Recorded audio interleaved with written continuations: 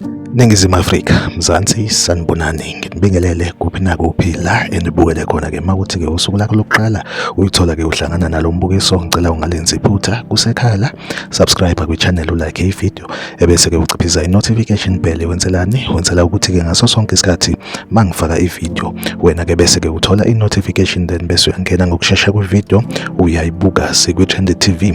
Siyaqinisekisa-ke ukuthi-ke sikulethela-ke lolo daba olusuke lutrenda ngalolo suku.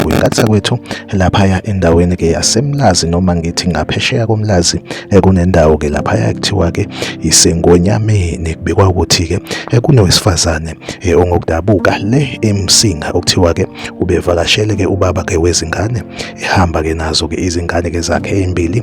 Eyokuqala ekuthiwa-ke ineminyaka emibili, bese kuthi-ke eyesibili kube ukuthi-ke ibizohlanganisa-ke iy'nyanga ezimbili njengoba kumhla ka-15 kuJulayi. Kubikwa ukuthi-ke lo sifazane uzibulele izingane ngesihluku ngokuziklinya zombili. Kuthiwa-ke ubese ezishiya buduze nakubo kababa wazo izingane. Kuthiwa-ke njengamanje usagcwele amathafa lo owesifazane-ke, akabonakali ukuthi-ke ngabe-ke ulibhekise ngakuphi lesigameko. Senzeke laphaya endaweni-ke yaseNgonyameni phesheya komlazi. Like ivideo, subscribe kwi-channel, ungaphinde ukomente kwi-comment section ungitshela ukuthi wena ukuthini ukuphawula kwakho ngalolu daba la kwi-Trend TV.